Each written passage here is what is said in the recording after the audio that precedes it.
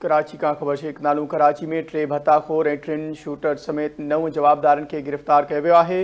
SSP SIU जी press conference भत्ताखोर group Wasiulla लाखे ऐं अब्दुल समद काठियावाड़ी ख़िलाफ़ कार्रवाई कई वई। SSP SIU doctor Imran Khan पारां चयो वियो आहे। जवाबदारनि वटां वॾे अंग में हथियार बरामद कया विया आहिनि। जवाबदार जमशेद रोड ते शोरूम ते भत्ते फायरिंग में मुलविस हुआ। गिरफ़्तार जवाबदार रहमानुद्दीन जी निशानदेही ते नाज़माबाद में कार्रवाई कई वई। इमरान खान पारां गिरफ़्तार 17 जवाबदारनि मां 8 जो ॾोहारी रिकॉर्ड बि मिलियो आहे। SSP SIU पारां इहो चयो वियो आहे। SSP SIU इमरान जो चवणु आहे त ॿियनि जवाबदारनि जे ॾोहनि जे रिकॉर्ड जी जांच बि कई पई वञे। ख़बर असां कराची खां शेयर कंदा हलूं। कराची में 3 भत्ताखोर ऐं 3 शूटर समेत 9 जवाबदारनि खे गिरफ़्तार कयो वियो आहे। SSP SIU जी प्रेस कॉन्फ्रेंस भत्ताखोर ग्रुप वसीउल्ला लाखे ऐं अब्दुल समद काठियावाड़ी ख़िलाफ़ कार्रवाई कई वई आहे। ख़बर असां कराची खां शेयर कंदा हलूं। कराची में 3 भत्ताखोर ऐं 3 शूटर समेत 9 जवाबदारनि खे गिरफ़्तार कयो वियो आहे। SSP SIU पारां प्रेस कॉन्फ्रेंस कई वई आहे, जंहिंमें हुन जो चवणु आहे त भत्ताखोर ग्रुप वसीउल्ला लाखे ऐं अब्दुल समद काठियावाड़ी ख़िलाफ़ कार्रवाई कई वई आहे।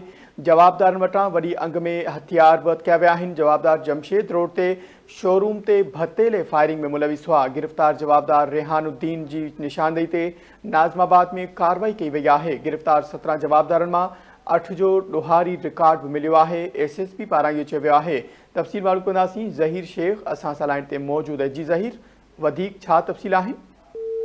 जी, कल रात SIU CI के अहम कार्रवाई कंदे घर में छापो हण जंहिंमें 3 भत्ताखोर समेत 17 ॼणनि खे गिरफ़्तार कियो वियो। SSP डॉक्टर इमरान खान जो SIU जो चवणु आहे त छापे दौरान 10 खां वधीक असलो हथु कयो वियो। इन सां गॾु हुन ॿुधायो 3 वॾा भत्ताखोर जंहिंजे मथां 10 खां वधीक मुक़दमा हुया।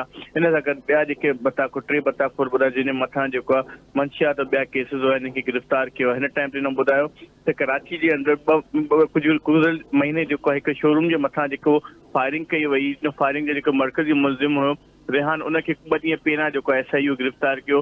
जंहिंजी शनाख़्त जे मथां कल्ह कार्रवाई कई वई। इन कार्रवाई दौरान टोटल 17 ॼणा गिरफ़्तार कया।